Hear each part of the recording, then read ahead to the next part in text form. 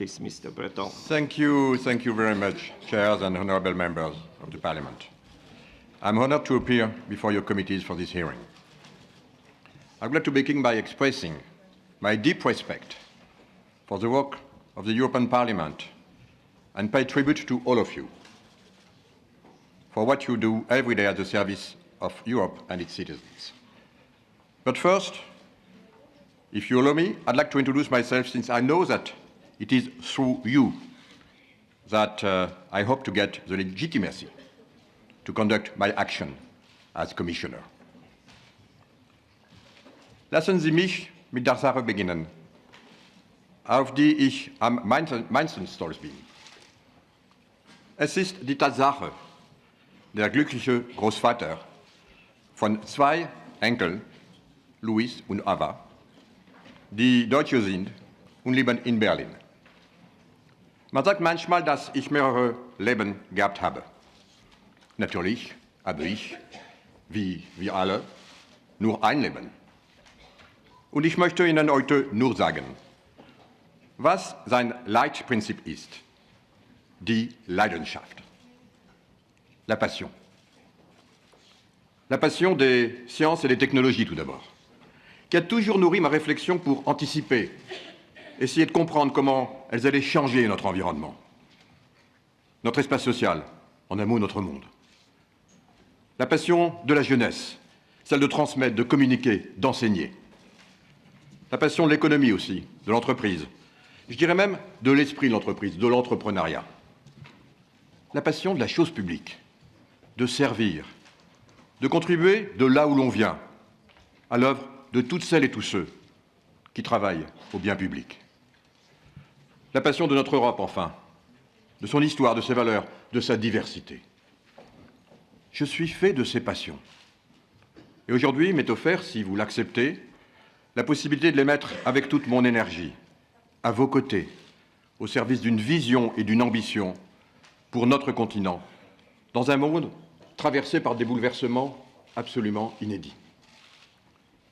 Ces changements, la présidente élue von der Leyen les a parfaitement décrits. Ce sont le défi climatique, évidemment, la transformation digitale, numérique, mais aussi les tensions géopolitiques nouvelles et sans précédent dans ce siècle. Ce qui rend inédit du reste la situation actuelle, il faut bien le dire, pour nous-mêmes, pour tous nos concitoyens européens, c'est l'accumulation simultanée de tous ces défis au même moment sur notre continent. Mesdames et Messieurs les députés, j'ai parlé de ma passion, de mon engagement pour l'Europe, car, comme chacune et chacun d'entre vous, j'ai toujours été un Européen convaincu, à chacune des étapes qui ont façonné ma vie, de jeune créateur d'entreprise à élu, de dirigeant de grandes entreprises à ministre, de professeur de gouvernance à spécialiste et passionné des technologies de l'information. Et le mandat qu'il est envisagé de me confier, si vous m'accordez votre confiance évidemment, il s'inscrit complètement, totalement dans cet engagement. Je serai direct.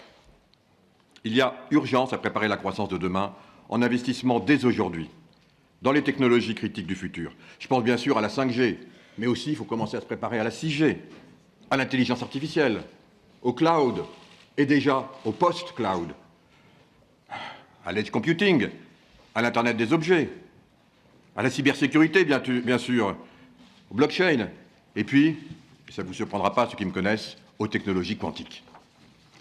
Ce sont ces technologies, toutes ces technologies que nous devons maîtriser de bout en bout et qui vont nous permettre de nous faire entendre en tant que grande puissance industrielle mondiale.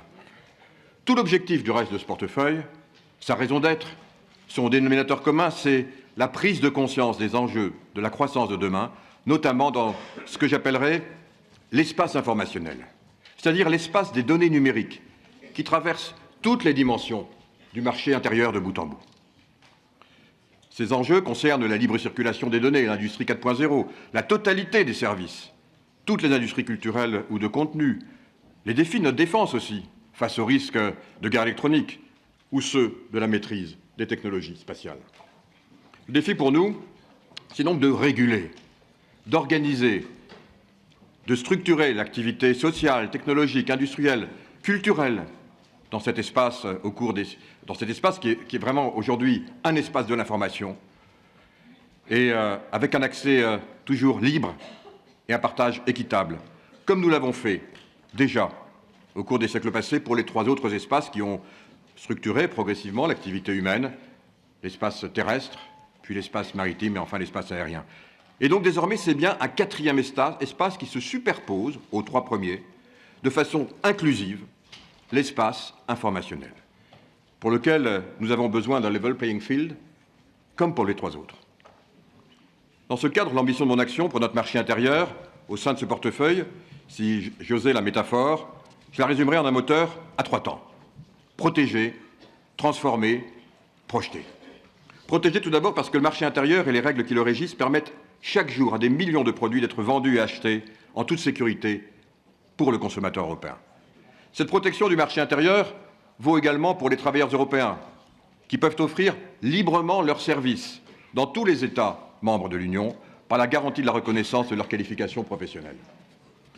Nous devons naturellement veiller à la bonne application des règles du marché intérieur pour que celui-ci continue à être un formidable facteur de convergence et de croissance pour évidemment tous les pays de l'Union, je dis bien tous, tout en étant absolument intransigeant sur la protection des travailleurs dans leurs conditions de travail. Je veillerai aussi à ce que notre marché intérieur nous protège contre la concurrence extérieure quand celle-ci n'est pas équitable. Nous devons le mobiliser sans naïveté, comme un levier pour obtenir des conditions de commerce plus équitables partout dans le monde, et évidemment tout ceci en étroite coopération avec Philogan. Mon rôle sera également de protéger les PME, les start-up, d'accompagner les nouvelles formes d'emploi en garantissant une concurrence équitable avec les géants d'autres continents et en veillant notamment au respect par tous d'un socle de droits sociaux. Transformer, ensuite, car nous devons d'accompagner, par des politiques industrielles ambitieuses, les mutations en cours pour prendre nos économies à bras-le-corps et les rendre quelque part plus compétitives. Mais je parle aussi de l'ensemble de nos chaînes de valeur, plus agiles, tout en gardant en permanence à l'esprit, et c'est un point absolument essentiel pour moi, j'ai déjà dit, notre responsabilité sociale dans ces évolutions. Il faudra impérativement nous assurer ensemble que ces mutations bénéficient à tous et à chacun, partout en Europe. Dans ce rôle d'accompagnement qui sera le mien, ma priorité est claire. Ne laissez jamais personne au bord du chemin. Il faudra pour cela investir massivement dans le capital humain et notamment par la formation, évidemment, en lien avec Vladis Dombrovskis et mon ami Nicolas Schmitt. Ce sera pour moi une préoccupation de tous les instants, car les transitions numériques et écologiques qui traversent nos industries et nos services conduiront, je le sais, à des reconversions importantes d'un grand nombre de nos concitoyens. Je comprends la crainte des technologies concernant leur impact social. Il s'agit d'anticiper, d'accompagner cette transition, qui est aussi évidemment une opportunité, afin d'aider tous ceux qui auront besoin de se qualifier ou de se requalifier vers des emplois nouveaux. Et pour moi, ce troisième défi, que j'appellerai le défi social, aura autant d'importance dans la gestion de mon portefeuille que les 2 premiers, le défi écologique et le défi numérique. Sur ce point, je voudrais indiquer que nous devons soutenir résolument une nouvelle stratégie de croissance pour l'Europe. Le marché intérieur doit établir des règles favorables pour toutes les entreprises. Je dis bien toutes les entreprises, petites, moyennes et grandes. Nous devrons donc nous assurer que les nouvelles règles de concurrence sont compatibles avec une économie moderne et qu'elles contribuent aussi à l'émergence d'une industrie européenne forte. En Europe, bien sûr, mais aussi dans le monde. Comme l'a du reste rappelé la présidente élue von der Leyen. Je m'engagerai donc au sein du Collège, en coopération avec Margrethe Vestager, à contribuer, de là où je suis, à mettre en place une politique industrielle européenne qui intègre désormais ces nouveaux défis. Et notamment en nous interrogeant sans tabou sur ce que le numérique et l'évolution des rapports de force mondiaux changent dans notre appréciation de toutes nos politiques européennes. Je dis bien toutes. N'oublions jamais que notre objectif doit être de créer des stratégies de filière et des chaînes de valeur dans tous les secteurs, qu'il s'agisse de l'industrie ou des services. Et dans les services, évidemment, tout ce qui concerne la culture, mais aussi le tourisme, dont il faudra accompagner la transformation de tout l'écosystème face au tourisme de masse, à l'émergence de nouvelles plateformes, afin de maintenir l'Europe comme étant la première destination mondiale dans le secteur touristique. Je pense enfin, et j'allais dire surtout évidemment aux PME, véritables poumons de notre économie, mais aussi aux start-up. Il faut les aider à s'adapter, mais aussi leur simplifier la vie, par tous les moyens, pour qu'elles puissent garantir dans et par le marché intérieur, par exemple en leur facilitant l'accès à des financements dédiés au marché public ou en les aidant à protéger leur savoir. Protéger enfin, transformer, et puis évidemment, pouvoir se projeter. Se projeter, c'est mon troisième axe. Un marché intérieur cohérent, aux barrières internes abolies, c'est un socle qui permet à l'Europe de renforcer sa souveraineté technologique, industrielle, culturelle aussi, et de se projeter. De se projeter en étant ce que nous sommes, c'est savoir prendre en compte le foisonnement créatif immense de tout notre continent en ayant toujours à l'esprit l'impact sociétal majeur de nos politiques culturelles. Et ce, à l'heure de la production des contenus vidéo, à l'heure où elles explosent et où des mouvements de concentration sans précédent s'opèrent partout dans le monde. L'Europe ne peut se priver d'une coordination sans faille sur ce sujet. J'y serai très attentif avec la présidente de la Culture, de la Commission Culture, Madame Verheyen, que je salue. Les contenus et les canaux de diffusion ne peuvent plus être traités séparément et nous travaillerons à un plan d'action clair sur ce point avec Maria Gabriel, car pour moi la dimension culturelle de notre continent, et j'ose vous le dire ici, est d'égale importance à notre rayonnement économique. S'agissant ensuite de notre souveraineté technologique, ma conviction est qu'au-delà de la seule approche par le marché unique et la levée des barrières, il faut aussi aborder les enjeux de l'Europe technologique par des aspects stratégiques. Se projeter dans ce domaine, ça signifie évidemment des investissements significatifs dans les technologies du futur, dans le numérique, les véhicules autonomes. Cela implique aussi une évolution des règles du marché intérieur qui doivent être complétées à la lumière des besoins réels de nos entreprises. Ce sera le cas via le Digital Services Act, afin de réguler notamment les grandes plateformes numériques. Se projeter, ce sont également des règles européennes qui nous sont propres et qui peuvent devenir des grands standards mondiaux, comme nous l'avons déjà fait avec le succès du reste avec le RGDP.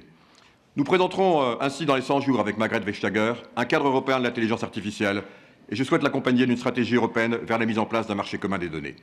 Se projeter, c'est enfin faire preuve d'ambition en matière d'industrie de défense, dans le domaine de l'espace. L'Europe doit bien sûr disposer d'un accès autonome à l'espace, mais également continuer à investir dans des systèmes de classe mondiale tels que Copernicus ou Galileo. Évidemment, je vais y travailler. En matière de souveraineté stratégique, nous devons, avec Maria Gabriel, accélérer le développement d'un European Innovation Council, qui est une sorte de DARPA européenne dont on a besoin sur notre continent. Il va falloir s'engager sur tous ces efforts, tous ces plans. Et évidemment, le sujet de défense sera un point absolument majeur grâce au Fonds européen de défense qui bénéficiera, et j'y veillerai particulièrement, à l'ensemble des PME. La dimension cybersécurité est naturellement essentielle pour éviter que notre espace informationnel ne se déchire un jour. C'est un sujet qui me tient à cœur, vous le savez tous, depuis longtemps, et sur lequel je compte m'impliquer personnellement dans toutes les composantes du portefeuille. Il concerne en effet toutes les activités du marché intérieur, de bout en bout, et donc il est clairement structurant. Se projeter, cela passe enfin par le projet fédérateur formulé par la présidente élue d'une mobilisation de chacun dans la lutte contre le réchauffement climatique. Et pour ça, je contribuerai dans le cadre de mes fonctions, conjointement avec tous mes collègues du Collège, à un Green Deal ambitieux, pour faire de l'Europe le premier continent neutre carbone à l'horizon 2050. Et je porterai aux côtés de Frans Timmermans le pilier industriel du Green Deal, aujourd'hui d'une nouvelle stratégie pour l'économie circulaire, une réorientation vers la politique des marchés publics ou encore une transition vers les véhicules zéro émission, car nous devons tirer les leçons et sortir par le haut du Dieselgate. Mesdames et messieurs, ces priorités sont d'égale importance et je m'engage à travailler en étroite collaboration avec vous. Vous pouvez compter sur moi, je serai toujours là, à votre écoute, en permanence, animé d'une volonté de vous associer en amont à toutes les étapes de la construction d'une réponse collective à ces questions essentielles pour notre avenir et pour l'Europe. Et aussi, évidemment, avec toutes les parties prenantes qui ont un regard légitime sur ces questions. Les ONG, les consommateurs, les syndicats, les acteurs industriels, grands, petits, tous ont quelque chose à dire et je serai là à leur écoute. Mesdames et messieurs les députés, quand on a eu plusieurs vies en une vie et que l'on peut se présenter devant vous, ici et aujourd'hui, c'est que la notion de conflit d'intérêts et d'éthique est un sujet que l'on porte au plus profond de soi. Sur ce point précis, je n'irai pas par quatre chemins. Il n'y a qu'une solution, être radical, je dis bien radical, avec toujours le seul intérêt général en tête, exclusivement, uniquement, en toute indépendance. Je me présente donc devant vous, aujourd'hui, sans plus aucun intérêt patrimonial dans aucune entreprise. Ça signifie très précisément que j'ai vendu par le biais du marché toutes les actions que j'ai possédées, avant même de me présenter à vous. J'ai aussi démissionné de tous mes mandats, je dis bien tous. Mais j'entends aussi les interrogations de ceux qui pensent que parce que j'ai exercé des responsabilités dans telle ou telle entreprise, je pourrais éventuellement un jour, potentiellement, peut-être pouvoir les privilégier. Sur ce point, je veux être aussi clair. Cette éventualité est strictement impossible. Il existe des règles qui ont anticipé ces questions au sein de la Commission européenne. Ce sont très précisément les articles 2.6 et 4 du Code de conduite des commissaires. Et je serai donc tenu, simplement, comme tous les autres commissaires, de les respecter scrupuleusement et en toute transparence. Et donc, comme prévu par le Code de conduite, sur tout sujet financier directement lié à l'entreprise que je viens de quitter ou l'une de ses filiales, je me récuserai automatiquement en accord avec la présidente. C'est l'application stricte du Code de conduite. Du reste, si vous me confirmez en tant que commissaire, je me comporterai sur ce sujet exactement avec la même rigueur et intransigeance, la même indépendance que lorsque je suis devenu ministre de l'économie et des finances en France, en provenance du secteur privé. Si vous me confirmez, je vous le dis haut et fort, je n'aurai qu'une seule boussole, l'intérêt général européen. Je vous remercie.